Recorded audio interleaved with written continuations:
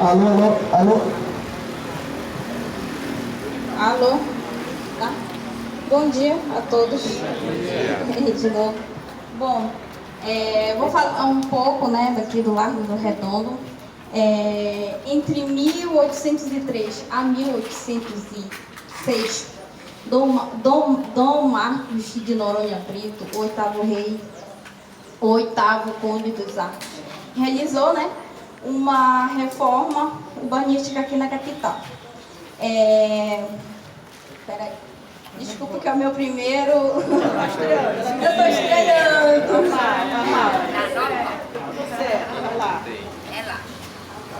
Ele realizou, né, uma reforma urbanística aqui na capital, onde que na estrada, que a professora já relatou e o colega Luan já relatou, ele realizou uma reforma urbanística aqui na capital. Nessa estrada tinha uma estrutura circular. De um largo. Aí, com o passar do tempo, que foi denominado Largo Circular aqui. Sendo que aqui nesse mesmo momento eram vendidas hortaliças para o consumo público, certo?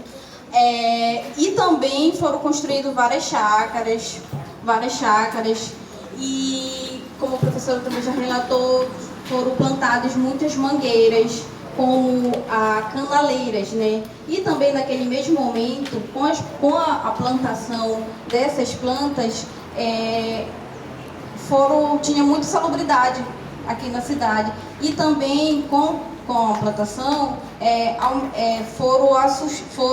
o surto endêmico na cidade, aqui na capital, era constante. Ou seja, foi importante a plantação dessas plantas, como já relataram, que vinha principalmente a canaleira, que era um tipo de uma espécie, né, de planta que vinha de Caiena.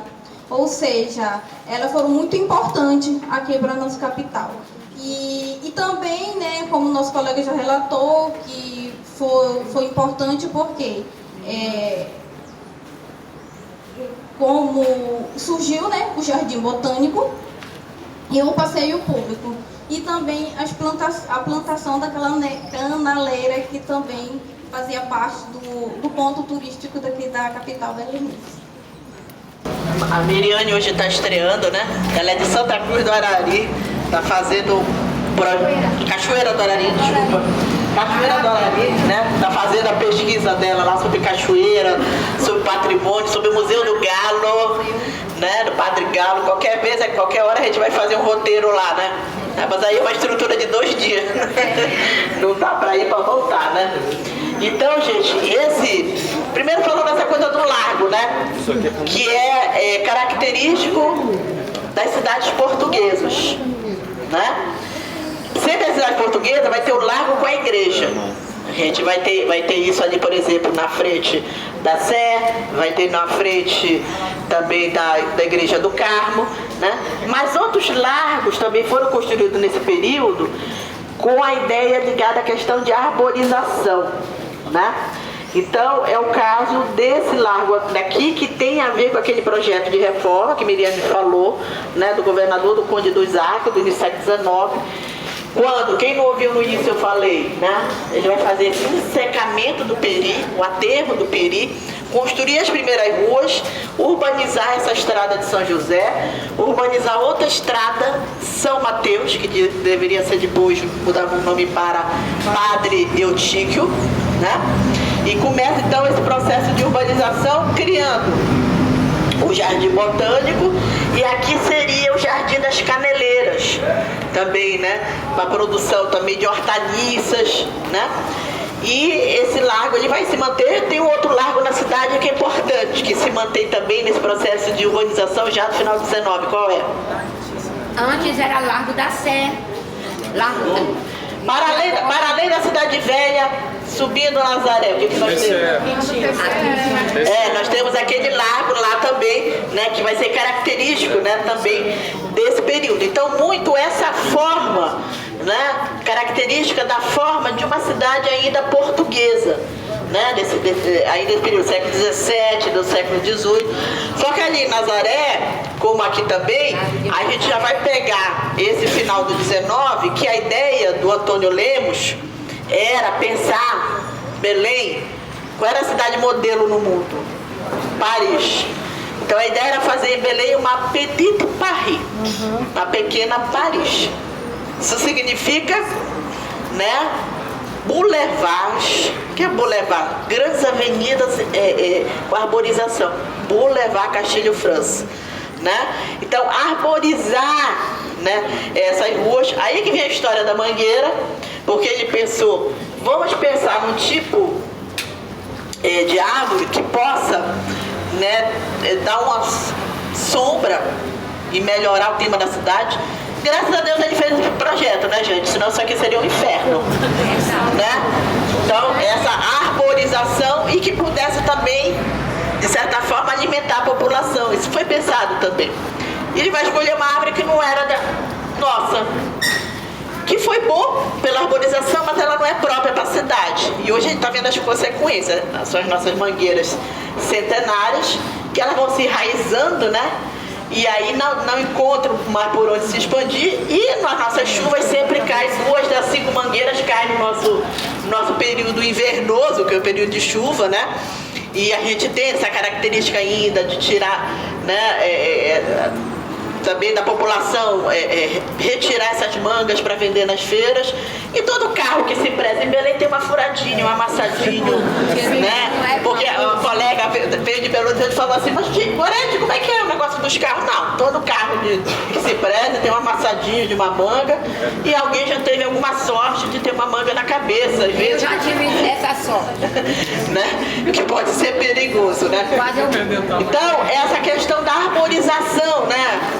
Embora a gente fale que Belém é a cidade das mangueiras, é um outro problema. Belém é uma das capitais menos arborizadas do Brasil. Porque a gente está falando só dessa área centralzinha, esse miolo, que foi até o início do século XX. Se a gente passa daí e vai para a nossa periferia, outros bairros, Belém não tem arborização, né? Então, esse é um problema sério também da cidade. Não tem arborização. E eu já falando de um outro movimento que vocês vão ver aqui na cidade, no urbano, nessa área, é o processo de verticalização. O que é verticalização, né? São esses prédios. A verticalização de Belém, ela inicia-se na Presidente Vargas, aqueles prédios lá onde está a INSS, a antiga INSS, né? Prédios de 5 a 8 andares, Palácio do Rádio.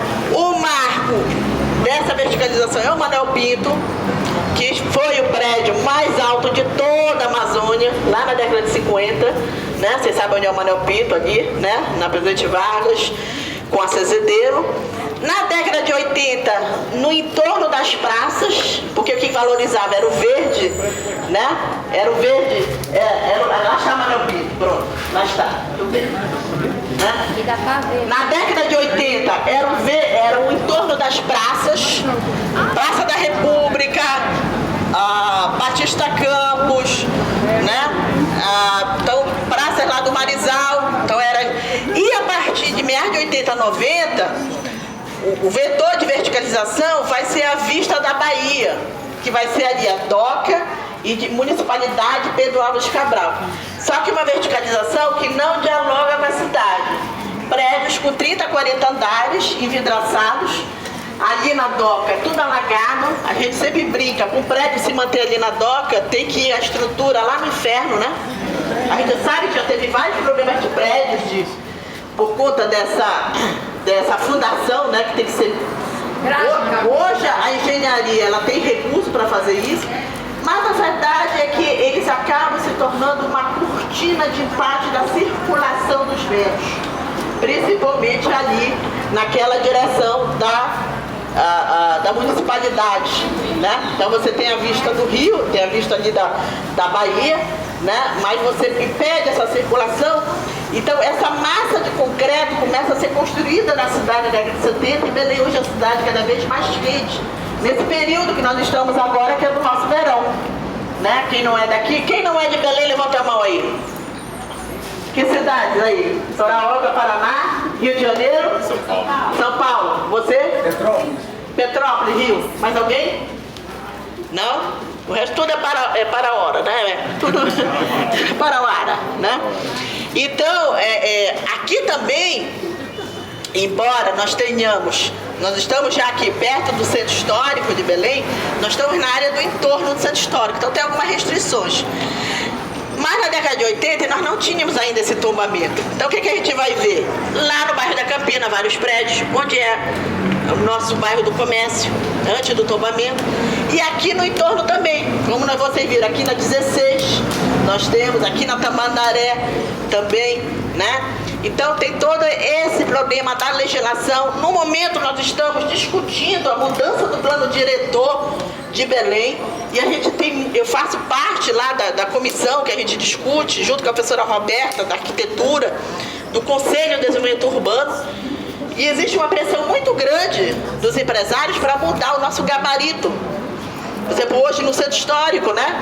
Se eu não me engano, você pode construir até 3, né? 3, tem um gabarito lá. Há uma pressão para se mudar para possibilidade de construir shopping centers no centro histórico, por exemplo, né? Por quê? Você tem a área do centro histórico com uma área, como Belém já está toda inchada nesse centro, para onde expande? Ela expandiu para 2 lugares. Ou foi para Nova Belém, para Augusto Montenegro, ou foi para Ananindeua, para BR. Né? E aqui no centro nós estamos espremidos. Então, essas áreas do centro histórico, ela é vista assim, né? Parece o olho do tio Patinhas, né? Olhando assim, né? Ah, vamos construir, né? Para construir grandes prédios. Tem uma moradora aqui da Cidade Velha, quem foi que falou comigo agora? Que disse que além do IPTU, paga também o imposto. Você, né? Qual é o seu nome? Cristiane. Ela mora justamente aqui, dentro da Cidade Velha. Ela disse que além do IPTU, ela ainda cobra um imposto para a Marinha, né? Porque essa está na proximidade da área de Marinha. Ela paga 2. E não tem desconto também, né? Então, essa é uma outra questão que a gente pode pressionar os nossos legisladores, né, quem cuida da cultura, do patrimônio, para pensar leis, né, para a preservação, para que o morador que seja proprietário aqui, ele tenha condições e vontade de preservar, por exemplo, a sua casa, né, como um local, né, importante, que conta essa história da cidade, né? Então, chamando a vocês essa questão da verticalização. Aqui que a gente vê ali o símbolo da década de 50, o Manuel Pinto. Atenção, o Manuel Pinto, hoje, ele é nosso patrimônio. Para dizer para vocês que patrimônio muda. Patrimônio não é só a gente falar de algo lá do século 17 e 16. Não, patrimônio tem a ver, à medida que você tem a apropriação e o reconhecimento da sociedade como aquilo importante para a herança. O Manuel Pinto é um patrimônio da arquitetura do século, né, do século XX, da meada do século XX. Se quiserem derrubar o Manuel Pinto, vai ter movimento para não derrubar. Deus me livre, você é a primeira que vai falar. Não, Maria, a gente vai logo para lá. Eu vou se aprender. Vamos abraçar o Manuel Pinto. Então, para dizer que patrimônio, ela tem que haver esse reconhecimento da sociedade. Uma das questões que se discute é o seguinte: quando alguém diz assim, vamos retirar ali os moradores da palafita ali do Beco do Carmo, porque eles estão na área tombada e assim, não tem nada a ver com o restante. A gente diz, mas vem cá, será que a palafita não é um patrimônio também das populações ribeirinhas? É. Pode não ser reconhecida, né? Não tem uma lei que diga isso, mas você pode propor. Como é que você pode propor, né, para o tombamento, o registro? Você pode fazer isso no IFAM, a nível federal, no DEPAC, a nível estadual, e na FUNBEL, a nível do município. Qualquer pessoa pode fazer uma solicitação para o tombamento ou registro. Aí se cria todo o processo dos técnicos que vão fazer o estudo da justificativa da criação do tombamento para bens materiais e para o registro para bens imateriais. O carimbó, né, Luan? Nosso carimbozeiro. O carimbó é patrimônio material brasileiro. O Círio Nazaré é patrimônio mundial. Até uma festa, né? acho que. Então, as festas, né, são consideradas também. E os patrimônios, quando a gente fala dessa arquitetura, muito da arquitetura modernista destruiu a arquitetura da época colonial. Mas hoje é patrimônio na cidade.